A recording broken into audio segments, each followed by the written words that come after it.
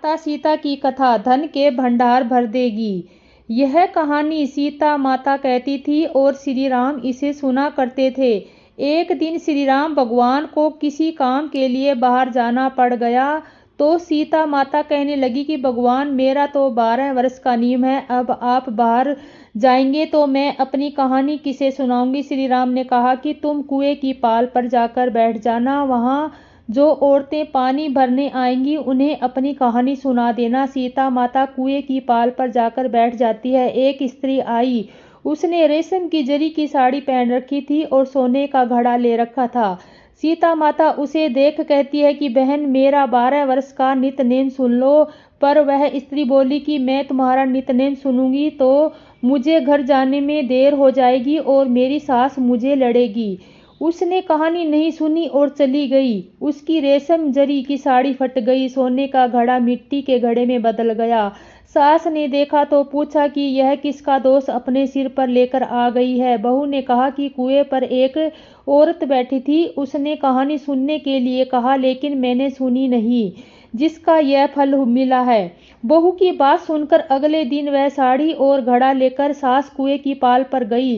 सास को वही माता सीता बैठी मिली तो माता सीता ने कहा कि बहन, मेरी कहानी सुन लीजिए। सास बोली कि एक बार छोड़, मैं तो 4 बार कहानी सुन लूंगी। राम आए, लक्ष्मण आए, देश के पुजारी आए, नित नेम का नेम लाए, आओ राम बैठो राम, तपी रसोई जियो राम, माखन मिश्री खाओ राम, दूध पतासा पियो राम, सूत के पलका मोठो राम, साल दुसाला पोठो राम, साल दुसाला ओडो राम।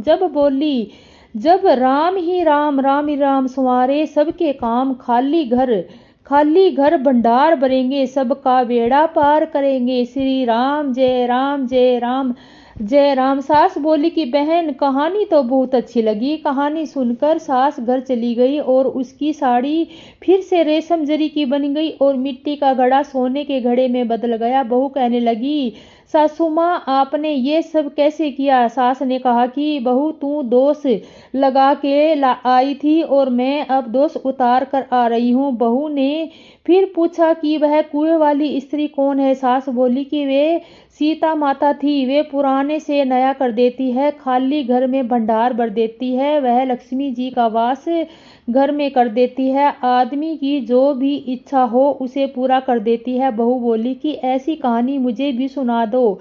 सास बोली कि ठीक है, तुम भी सुनो। और सास ने कहानी शुरू की। राम आए, लक्ष्मण आए, देश के पुजारी आए, नित नेम का नेम लाए, आओ राम बैठो राम, तपी रसोई जियो राम, माखन मिश्री खाओ राम, दूध पतासा पियो राम, राम सूत के पलका मोठो राम, साल दुसाला पोठो राम, साल दुसाला ओडो राम। जब राम ही राम, राम संवारे सबके काम, खाली घर भंडार भरेंगे, सबका बेड़ा पार करेंगे। श्री राम जय राम। कहानी सुनकर बहू बोली कि कहानी तो बहुत अच्छी है। सास ने कहा कि ठीक है, इस कहानी को रोज कहा करेंगे। अब सासू बहू रोज सवेरे उठती, नहाती धोती और पूजा करने के बाद नितनेम की सीता की कहानी कहती। एक दिन उनके यहाँ एक पड़ोस की औरत आई और वह बोली कि बहन, जरा सी आँच देना। वह बोली कि आँच तो हमने जलाई ही नहीं। पड़ोस ने कहा कि तुम सुबह 4 बजे उठकर क्या कर रही हो? फिर उन्होंने कहा कि सुबह उठकर हम पूजा करते हैं, फिर सीता माता की नितनेम की कहानी कहते हैं। पड़ोसन ने उसकी बात सुनकर फिर कहा कि सीता माता की कहानी कहने से तुम्हें क्या मिला? वो बोली कि इनकी कहानी कहने से घर में भंडार भर जाते हैं और सारे काम सिद्ध होते हैं, मन की इच्छा पूरी होती है। पड़ोसन कहती है कि बहन, ऐसी कहानी तो मुझे भी सुना दो। फिर वह बोली कि ठीक है, तुम भी यह कहानी सुन लो। सारी कहानी सुनने के बाद पड़ोसन कहने लगी, बहन, कहानी तो बहुत अच्छी है। अब वह पड़ोसन भी नितनेम सीता माता की कहानी कहने लगी। कहानी कहते ही सीता माता ने पड़ोसन के भी भंडार भर दिए।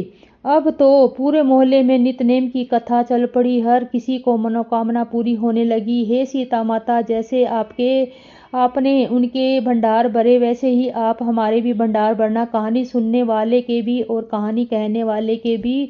उत्तर प्रदेश, बिहार, हिमाचल प्रदेश और हरियाणा के कुछ क्षेत्रों में आज भी यह कथा सीता जयंती पर चाव से सुनाई जाती है।